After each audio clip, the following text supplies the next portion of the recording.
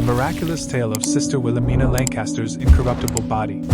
In addition to her remarkable life of service and compassion, Sister Wilhelmina Lancaster's story took an extraordinary turn after her passing. Her body, which was buried in accordance with religious customs, defied the natural course of decomposition, leading many to view it as a miraculous occurrence.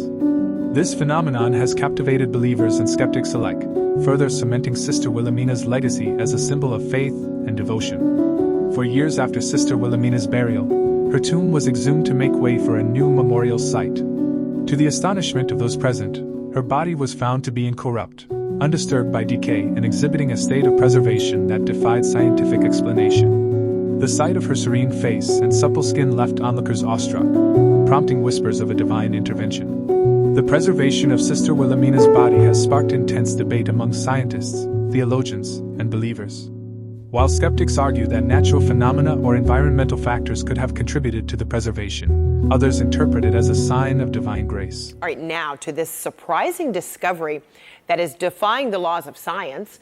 Crowds are flocking to the small town of Gower, Missouri, to view a Catholic nun's body that appears to show no signs of decay, despite being buried for 4 years. The body of Sister Wilhelmina Lancaster, who died in 2019 at the age of 95, was exhumed from the monastery grounds so that she could be moved to her final resting place inside the chapel. But when her coffin was unearthed, this is what they found. Lancaster's body was apparently incorrupt, which in Catholic tradition means the body did not decay. CNN affiliate KMBC reports people have traveled from across the country to see for themselves. Powerful experience, very powerful. It's one of the most rare events in the whole of the United States. Not that old, but I've never heard of that in my life. Well, let me bring in Kelsey Wicks. She is the executive director for the ACI group and has written about this for the Catholic News Agency. Kelsey, good to see you. Thank you for having me. So walk us through exactly what this group of sisters found when they unearthed, the body. Well, it's really remarkable, Frederica. When I sat down with the abbess, she said, we began to exhume the body of our foundress to move her into the chapel. It's a long-standing custom in Catholic religious orders to have your founder or foundress in your chapel. And as they were exhuming her, there was a crack in the coffin. And so she took a flashlight, looked in, and she goes, "I think I saw a foot." And she said, "I couldn't have seen a foot." At this point in the game, there should be a great deal of decomposition. They were expecting to find skeletal remains. And instead, they found an intact body. So she said to her sisters, "I found a foot." And they all cheered, knowing, of course, what this potentially means in Catholic tradition. And so you actually went as well, right? You went to see for yourself. And you and a whole lot of people can see for themselves because she is out in the open. And what did you experience? I mean, it was remarkable, the level of detail. Even the brand name of her sock was still visible. The veil of her habit was made of the same material as the interior lining of the coffin, and that had decayed while the veil had not. There was no smell of putrid or decay or anything of this. It was just simply looked as though she had been dead for a day. Wow. It was really remarkable. And so help people understand, in the terms of Catholicism, what is incorruptible? What does it mean? Does she seem to demonstrate everything that it embodies? There does need to be a thorough investigation to make sure that this is in a case of an incorrupt body. But what it essentially means is that there's a lack of natural process of decay, and that points to a theological reality, which is that at the end of this life, there is something more. And so people who demonstrate extraordinary levels of holiness within Catholicism often found to have these incorrupt bodies, which suggests that there's some level of closeness to the future resurrection that they might have. Is there anything more you can tell us about who Sister Wilhelmina Lancaster was? Yeah, she was 95 when she died. She lived 75 years in religious life under the vows of poverty, chastity, and obedience, which is its own miracle.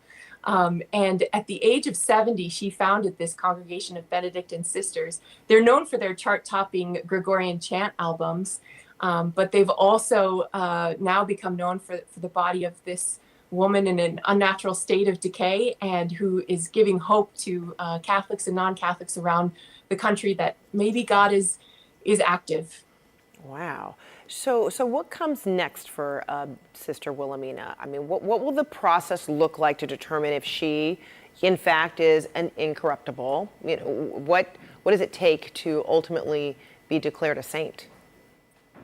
Well, first, on the level of incorruptibility, it doesn't necessarily demonstrate the holiness of her life, although it could be a sign of it.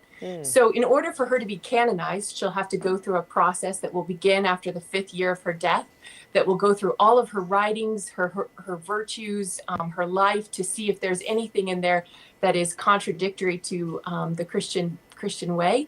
And then after that, she'll need 2 miracles, one miracle for beatification and one miracle for canonization. And this miracle, if it is found to be not as a result of any sort of fluke of the way in which she was buried or the conditions within the ground, which it does not appear to be, would not count for either of those 2 miracles. And what do you know about how she was prepared for burial?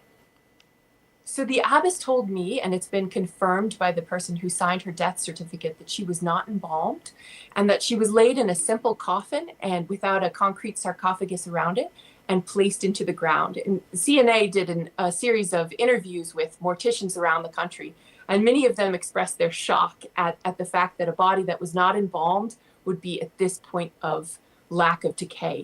It's rather remarkable, according to those that study mortuary science. Wow, it is remarkable. That's why so many people are flocking there to see for themselves. And apparently, there is a process that the body will actually be, going through this week, right? I mean, there'll be, a rosary involving, her sisters. And what else do you know?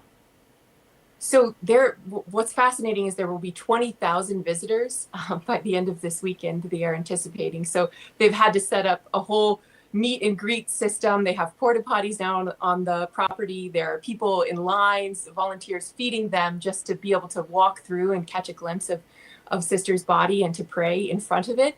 And on the 29th, the sisters will hold a rosary procession, and then they will formally move her body into a glass enclosed case and put her final remains inside the chapel with the sisters while they wait to build a shrine to St. Joseph where they hope to bury her.